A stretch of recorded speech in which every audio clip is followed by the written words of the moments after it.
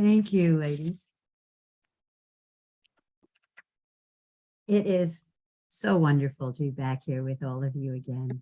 I do love this congregation.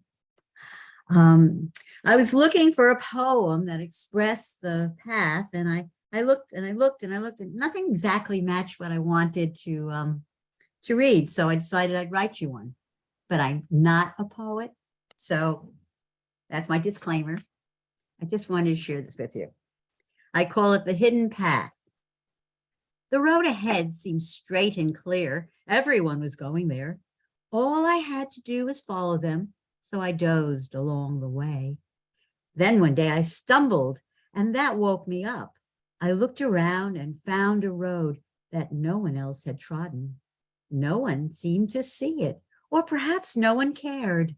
They marched along together. Nothing new did they dare.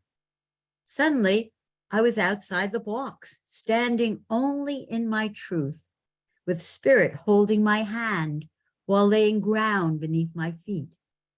My eyes filled with wonder at things only my heart could see. I danced and skipped and laughed with joy. Amazed, I felt utterly free. The path was mine and mine alone, though sometimes companions strolled beside me as they followed their own destiny. Wisdom came to dance with me, twirling in spirit's embrace. The music rose from within my soul. I felt utterly safe and deliciously bold.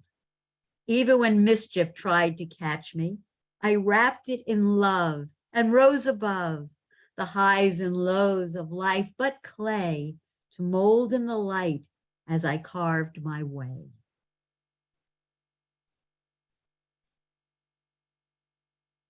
And so today I want to talk about the spiritual path as I've experienced it. There's many paths, and this one is mine. And I've used all these oracles to lead the way.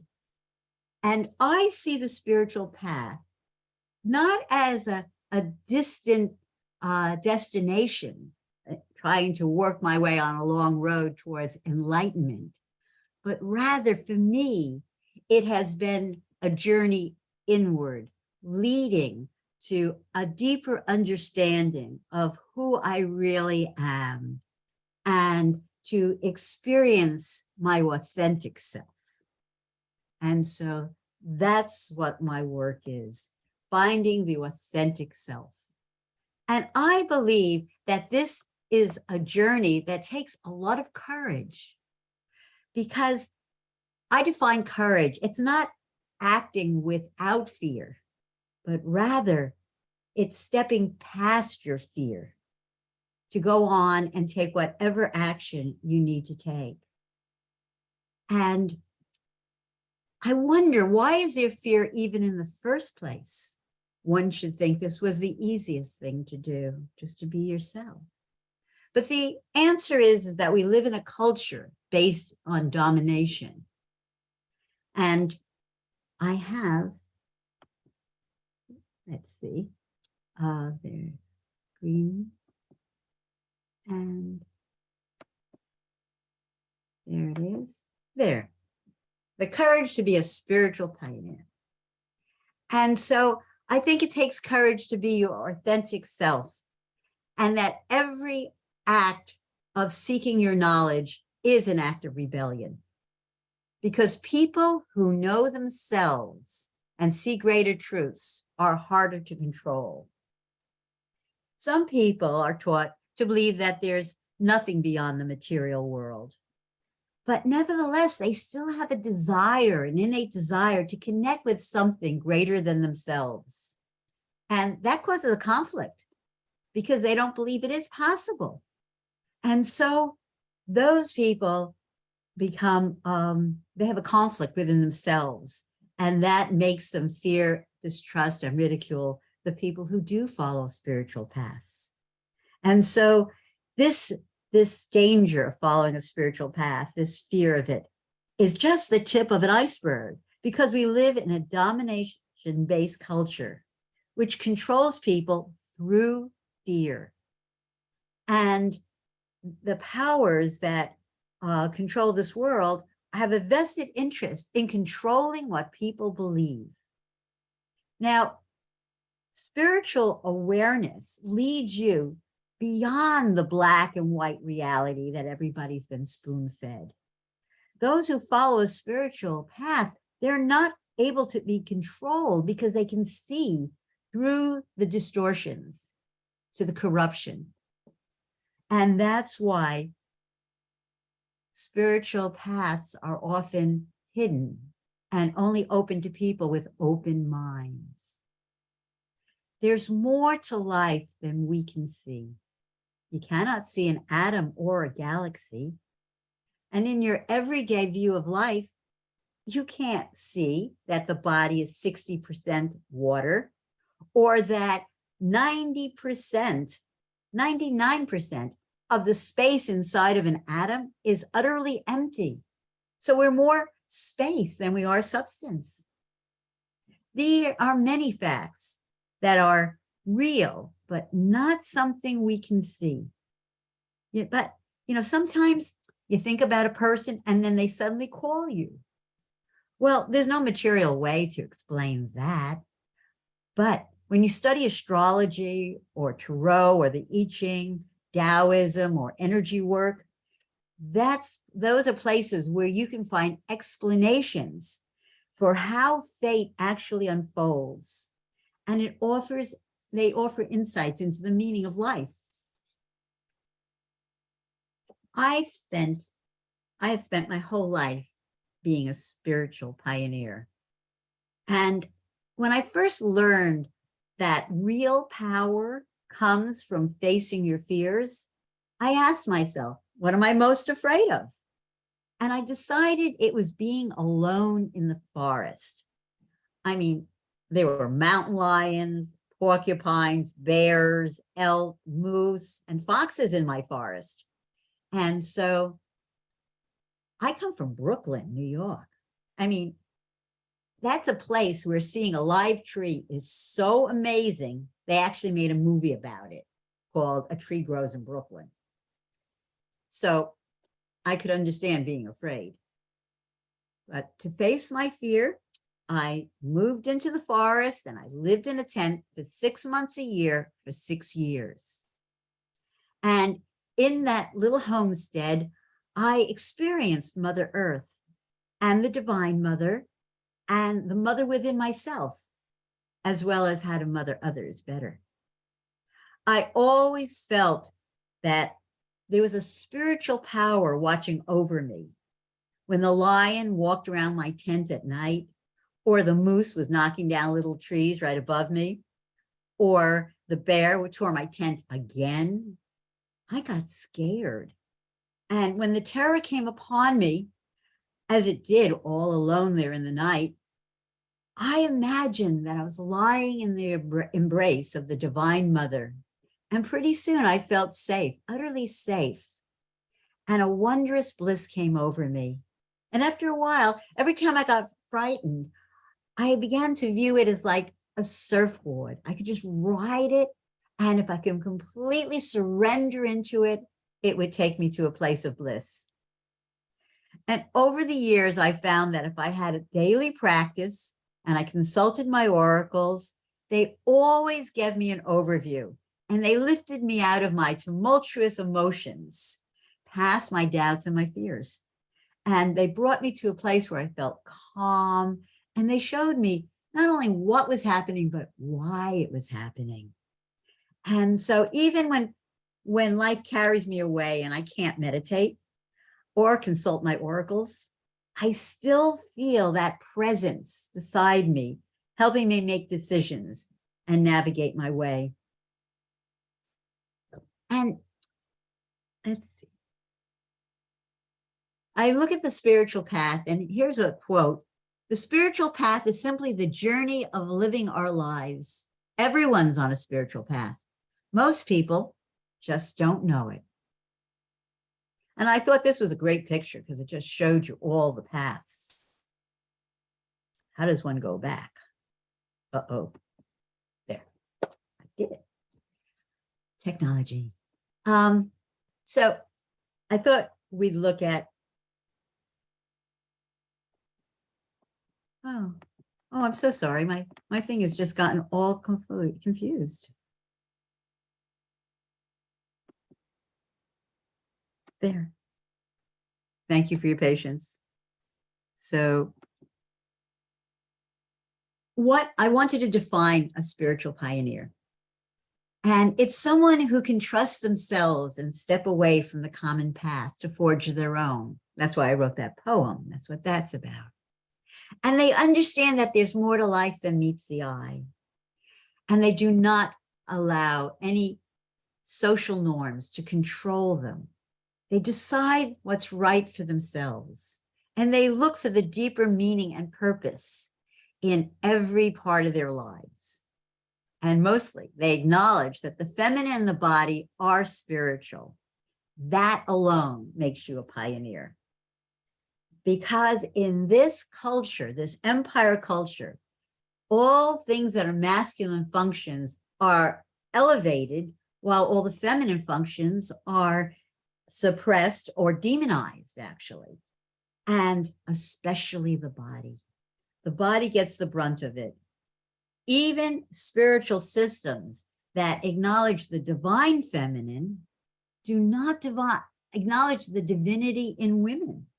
Like Mother Mary was, in the 1950s, the church decided that she ascended into heaven, body and soul. Until then, she was only viewed as the physical embody the mother of Jesus. You won't believe this, but my computer just zapped. I have to put a plug in. 1 second.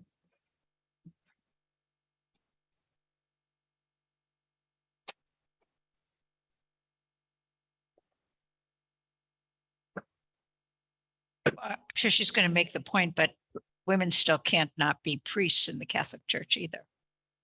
Right, exactly. And so there's this discrimination.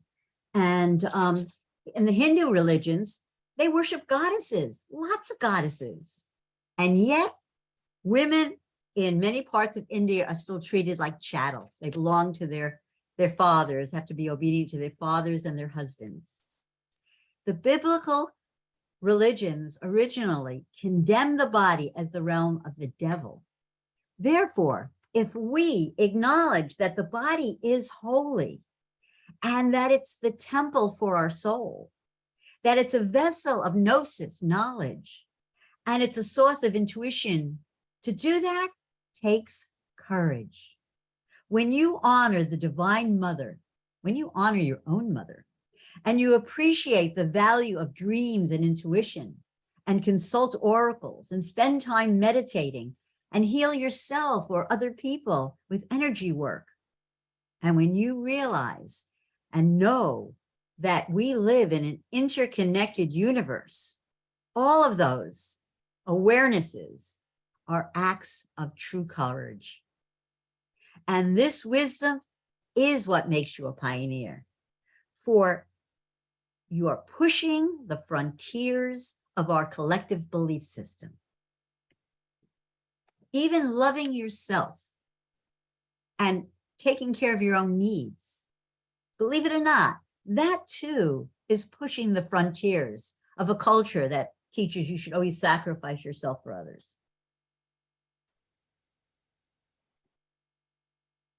We're not human beings having a spiritual experience. We are spiritual beings having a human experience. And it's a play on words, but it has a vast different meaning.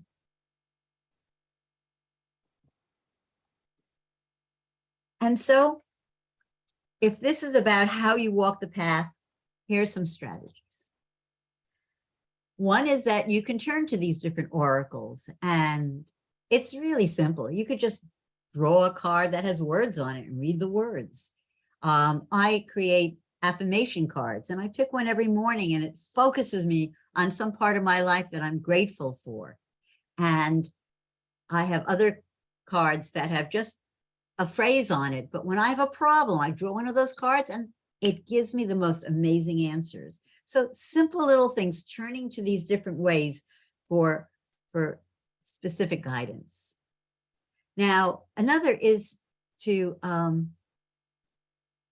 assume that there's a purpose to your life, and even the challenges have a purpose in your life because they help you mobilize your resources. When you have a relationship with a spirit guide or a higher self, you never feel abandoned or alone with your sorrows. When you consult these systems, you're tapping into a greater intelligence because the universe is synchronized. Your questions draw very specific answers, and it can reframe, it can change your perspective on your struggles to give you a broader perspective. And when you get this overview, it automatically just calms your anxiety, even in the darkest time. Meditation can open you up to a feeling of inspiration. Pranayama, using breath work, breathing techniques, it quiets your whole body and your emotions, quiets your mind, your whole system quiets down, and a sense of peace can come over you. And when you know you have a meaning and a purpose underlying everything in your life, you realize that nothing happens as a mistake, as an isolated mishap. Things happen because they're like potholes on the road to your goals. They don't happen because it's bad karma, and they don't happen as punishment for past wrongs. You never deserve to be hurt. They happen because sometimes we need a little wake-up call. Rudyard Kipling had a poem, If, and in there he said, if you can meet with triumph and disaster and treat those two imposters just the same. And that's because problems can come, but they can have a good outcome. That what seems really bad can change in an instant. And so you work with these issues. And you know, sometimes you have a problem, a little problem, annoying one. But when you learn how to deal with the little one, it gives you a skill so that you can be equipped to deal with the bigger challenges that come in your life. And so therefore, even the problems aren't always stumbling blocks. Sometimes they help you. And you can draw all the inspiration you need from these different oracles that I've listed here. And it gives you a sense of security once again. And these symbol systems can even tell you what is your life mission. And when you know that, it gives you a sense of meaning, purpose, a direction in your life. And so when the world is challenging and you're short on allies, these systems can help you make sense of what's really happening. And everything happens in its appointed time, right? And so using the oracles teaches you when to act and when to wait. The other thing is understanding that life has cycles. You know, sometimes you wake up and you just feel good for no reason. And sometimes you feel like everything you do is going wrong. Once you have an understanding of cycles, how they affect the things that happen in your life, you can use this knowledge to be in the right place at the right time to make your actions most effective. And having a broader view of why and what's happening, it makes you feel strong. It makes you feel confident. It reassures you. And that you can even use these oracles to find out how long something's going to last or when it's going to end. You can even draw up an astrological chart just for an illness, and it will tell you how long it's going to last, where you are in that cycle, like just beginning, or whether it's an opportunity to heal it at that time. And it'll also tell you what the meaning of an illness is, because this is a whole other talk, but each part of the body resonates with a different archetype. And the body will use symptoms to alert the mind that something needs to be done, something needs to change in your behavior or your thought forms or whatever. And so you can read symptoms to find out what the body needs. And as for this last one, gnosis, bringing the knowledge through prayer and intuition, meditation, synchronicities, tapping and muscle testing, I'd like to talk about those.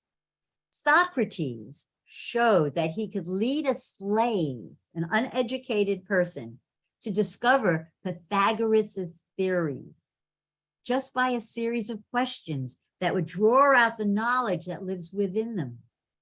And you know your body. You know better than any doctor. You know better what foods work for you and what foods don't work for you. You have that knowledge inside of you. But, sometimes it's hard to trust yourself when the experts seem to tell you otherwise. Sometimes you feel too confused to see things clearly. When I feel confused, that's when I use these systems, because it just takes that knowledge that's mulling around, I can't quite get a handle on it, and it cues it up to make sense and helps me understand. And I go, oh yeah, that's right, I already knew that. Now this tapping is an interesting one. It's a way for you, your mind, to talk to your body. And then the other one, muscle testing, is a way for the body to talk to your mind. So with these two simple little techniques, you can have a dialogue with your body and find out what it really needs, or tell it what you want it to do. So with tapping, what I do is I tap around my ear on the left and I tap around my ear on the right. And the left only understands negative statements and the right only understands positive statements. So I would say something like, what I'm currently doing right now is my body, mind, heart, and soul no longer need ambition, hastiness, doubt, and concern. And I do it about 22 times, tapping and saying this. And there are a lot of psychology schools that use tapping to speak to the body in the right brain in its own language. So you do this on the left side. And then on the right side, I tap a positive statement. I say, my body, mind, spirit, and soul are relaxed and comfortable and opening to following the path of the Divine Mother step by step as she reveals it. So this is, I don't have to know what I'm doing. I don't have to have ambition and try and make things happen. I just relax and I let it open. And so many things have come into my life since I started doing this. And I even used it for weight. I was tapping, my body no longer needs to carry this extra weight, and it's comfortably and easily resetting to a certain weight. And I lost 17 pounds. So this tapping works. It's me with my mind talking to my body. But the other side around is muscle testing, where you ask the body, does it need this anymore? Or you do it like this, pulling on it. I can show you in my class. But there are these different things you do. It's called applied kinesiology. But, just because you're taking this medicine for the last several months and it helped you, maybe you fix the problem. You don't need as much a dosage, such a large dosage anymore. Maybe you need to adjust the dosage, or maybe there's a particular vitamin you're missing and maybe you need that. So I like to use it for things like that. I have food sensitivities. When I go to a restaurant, sometimes the chef doesn't know what the ingredients are. And so I muscle test it to find out if it's safe to eat the foods. And it has saved my life more times than I can tell you. So these are different tools that you can talk to your body or your body can talk to you. And that's all based on the fact that there's intelligence in every cell of your body, and your body understands. A lot of things that you don't know that it does. So here is a wonderful quote, one of my favorites. The scientist, the philosopher, the saint, and the artist all take different paths up the mountain. But the higher they go, the closer they come together at the peak of human consciousness. Each is given the grace of a different landscape on the way up, but one is not better than another.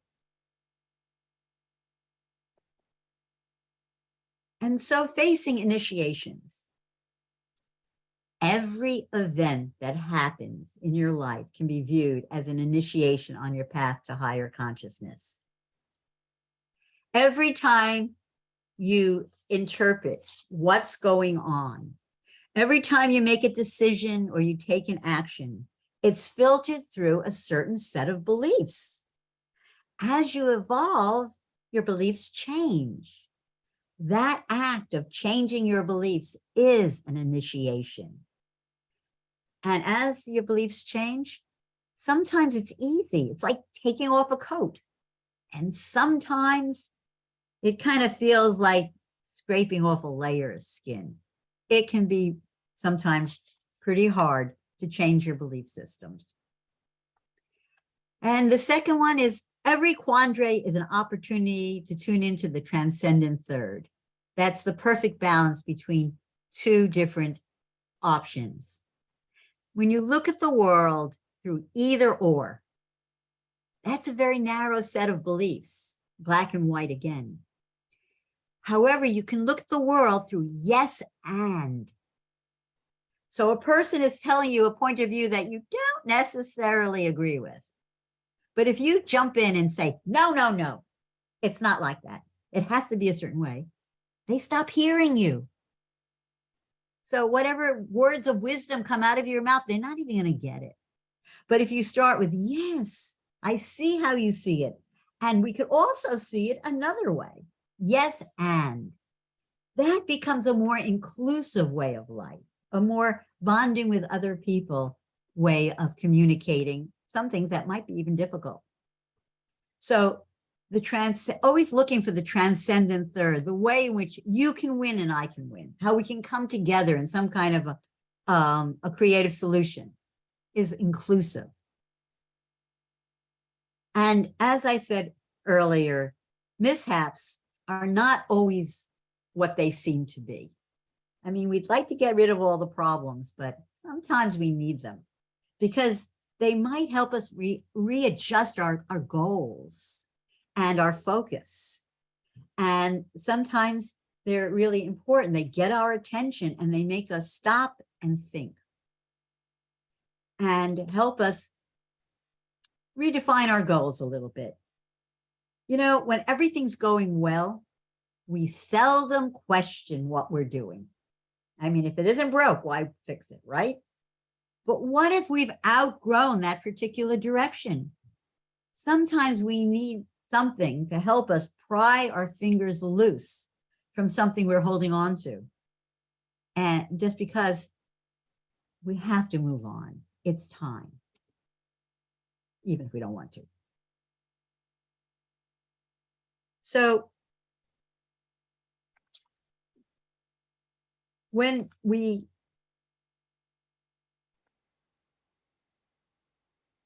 use these oracles, it's just sometimes it's so amazing. You can ask a really intimate question that even you haven't said it fully to yourself even, let alone anyone else. And yet it'll answer your question with real exact information.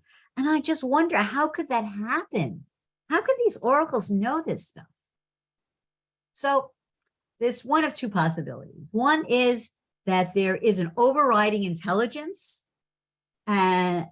or that every moment in the past, in the present, and in the future, every moment is synchronized in unfolding patterns. And that these systems are based on those patterns. Maybe both are true. You can look at the religious, God's doing it all, or you can look at the systems. They're not actually in conflict with each other. Just one's a subset of the other. Astrology shows you the timing of events, the underlying pattern involved, and the meaning and purpose inside the event. Tarot will show you the same information, but it does it in a more personal way. The I Ching is another oracle that will not only tell you what's happening now, but what you can do with it. It suggests paths of action. And then if you take that action, it tells you what the outcome will be. And it's just amazing how it's all so synchronized. So Higher awareness. I just thought I would define it in summary. In everyday reality, there's only two choices, the right and the wrong. But with higher consciousness, you see the world from a grander view. You see beyond the black and white to shades of color. You see infinite possibilities. And you know that life is always ready to change. That's so important. We get so stuck in, I can't get out of this. I can't change. And yet that's resistance. If you let go, sometimes it'll change for you. And know that at every moment, with every breath, you're being guided by higher forces.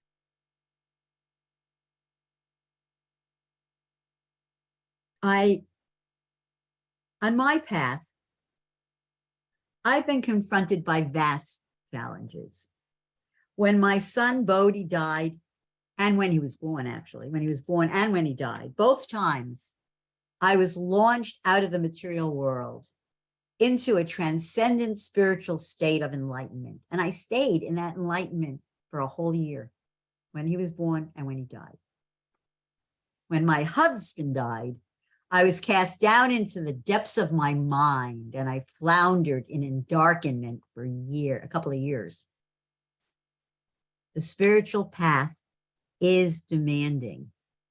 It can flay you to the core and rebuild you into a whole new person. In the light and in the darkness, the path demands surrender. The work is to make yourself flexible so you do not resist. When intense energies surge through your life, if you can trust yourself and trust your spiritual source, you can ride out the storms. Eventually, the clouds and the darkness will dissipate. And in their wake, if you are awake, there are endless jewels to gather.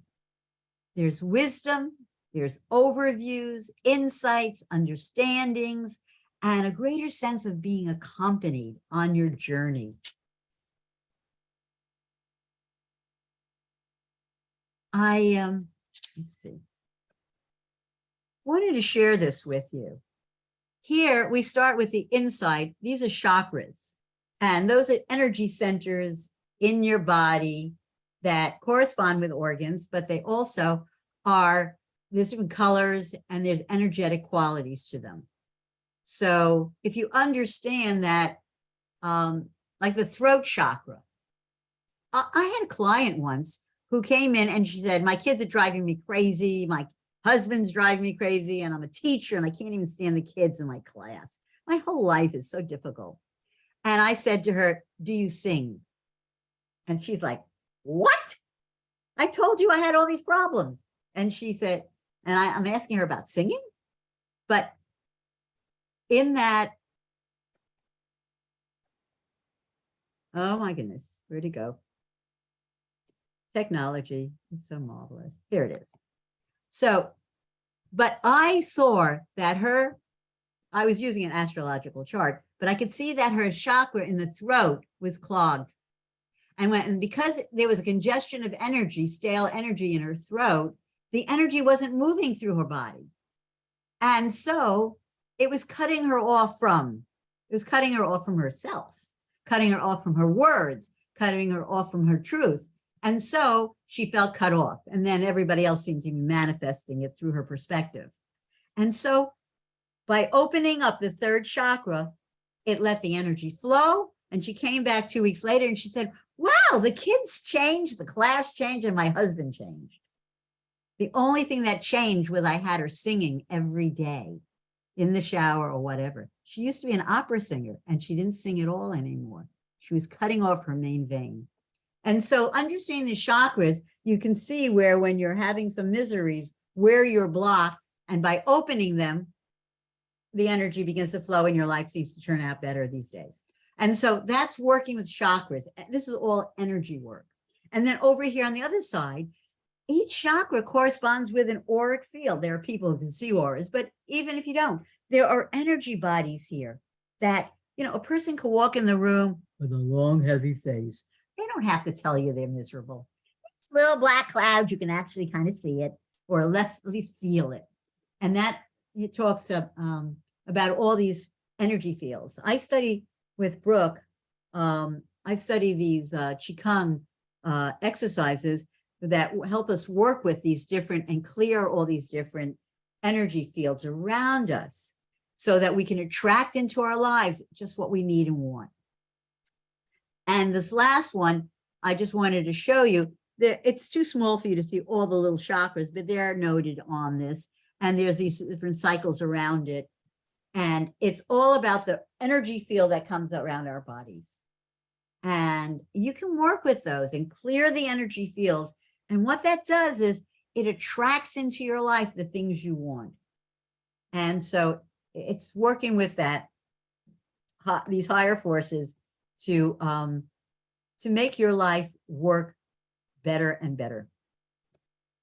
And now, in conclusion, I want to talk about the UU principles. I was asked to see how they relate to these symbol systems. And I was supposed to pick one, but I noticed that they all related. So I kind of looked at all of them. So as you know, the first principle is the inherent worth and dignity of every person. Well, once you see that the world around you is a manifestation of these different principles, these archetypal perspective, then you begin to experience the presence within yourself, your deeper self. And when you experience that deeper self, you realize that that presence is in everyone, whether they can access it or not. And that light is alive in everyone. And so therefore, it makes you naturally come to respect the inherent worth and dignity in every person. Because if you've experienced it in yourself, you can experience it in others. The second principle, justice, equality, and compassion in human relations.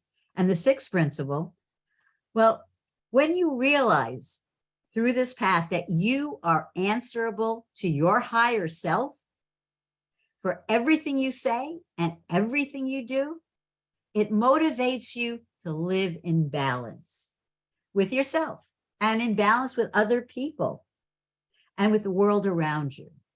And so living in a state of justice, equality, and compassion is integral to living in that state of balance.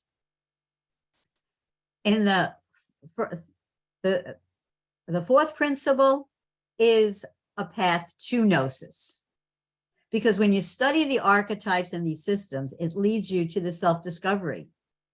And the more you find your inner path through these ancient knowledge systems, you see the patterns in the chaos. And you see meaning and purpose even in the complexities of our life, and especially in the complexities in the time we live. It's really important to see that all this political shenanigans is not just random chaos, but it has a meaningful unfoldment, moving humanity to a higher level of consciousness. And when you can see that and realize there's nothing random happening in your life, it can bring you such a state of calm and patience with the world. And it keeps you from listening to the news and falling off the dead end, the deep end. Now, the seventh principle is a respect for the interdependent web of all existence. This is the very basis of archetypal systems. Not only do you respect it, but these systems show you clearly that everything in life is synchronized and synchronistic. And it gives you a sense that you are integral to the universe. You are so important because the universe lives in you as it does in these energy systems. It lives inside of you, and your own personal work is bringing an energy out into the world. You don't have to say anything. You don't have to do anything. You just radiate that love and acceptance and understanding that if you are like a flexible hose and you're just working on your own stuff, so there's no grit in the hose and the energy comes through you and you're flexible and you accept people and you see their beauty, you draw to you beauty and acceptance. And that can actually heal the world. Thank you.